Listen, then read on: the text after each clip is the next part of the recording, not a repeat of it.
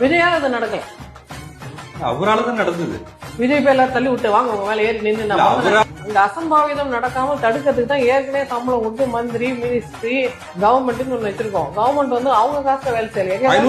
இருந்திருக்காங்களே அவ்வளோ கவர்மெண்ட்டுக்கு நாங்க காசு கொடுத்து வேலையை கொடுத்து பதவியை கொடுத்து அதிகாரத்தை கொடுத்து உட்கார வச்சிருக்கோம். ஒரு ப்ரோக்ராம நடத்த முடியலையா அப்படின்னு கேள்வி கேட்க கூடாது. இப்படிலாம் பண்ணணும்னு சொல்லும் போது நீங்க விஜய்க்கு சப்போர்ட் பண்ணும் போது நீங்க என்ன கேள்வி கேக்குறீங்க? விஜய் மனிதர் இல்லையா? அபிஷியல் புரோட்டோகால் என்னவோ அதானே செய்யணும். குடுகுடு ஓடி போய் பாருங்க நாங்க அனுதாபத்தை தேடிக்கிறோம், அனுதாபம் எங்களுக்கே கொடுத்துருங்கன்னா இது என்ன அல்பமான பிஹேவியர்? இறந்து போன இடத்துல நீங்க போய் டிராமா பண்றீங்களா? பார்க்க அசிங்கமா இல்ல உங்களுக்கு? நாங்க அவ்வளவு பேக்கா? தமிழ்நாட்டு மக்கள் அவ்வளவு பேக்கா? எங்களுக்கு தெரியாதா நீங்க பேக் பண்றீங்கன்னு? நீங்களே ஏன் அமலப்படுத்திக்கிறீங்க? உங்களை விஜய் மாதிரி வீட்லயே இருக்குன்னு நினைக்கிறீங்களா இல்ல ஓடி போகணும்னு நினைக்கிறீங்களா? விஜய் வீட்டுல இருக்கு சொன்னது யாரு? யார் சொன்னது?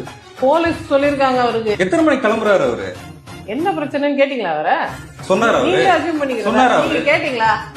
நீங்க கேட்கல. அவரால நீங்க யார் சார்பில் இந்த கேள்வி எல்லாம் கேக்குறீங்கன்னா அரசாங்கத்தின் சார்பில் இந்த கேள்வி எல்லாம் கேக்குறீங்க. நான் யார் சார்பில்? ஒண்ணு இருக்குல்ல டாக்டர், உண்மை தானா வெளியே வரும்.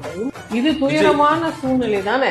இப்ப விஜய் இப்ப வந்து வில்லன் ஆகுறதுனால உங்களுக்கு என்ன கிடைக்குது? விஜய் யார் வில்லன் ஆக்குனது? நீங்க தான். அவர் தான் பொறுப்பு இல்லாம போயிட்டாரு. அவர் பதிலே சொல்ல, அவர் லேட்டா வந்துட்டாரு. எதுக்கு அவரை பழி சொல்றீங்க?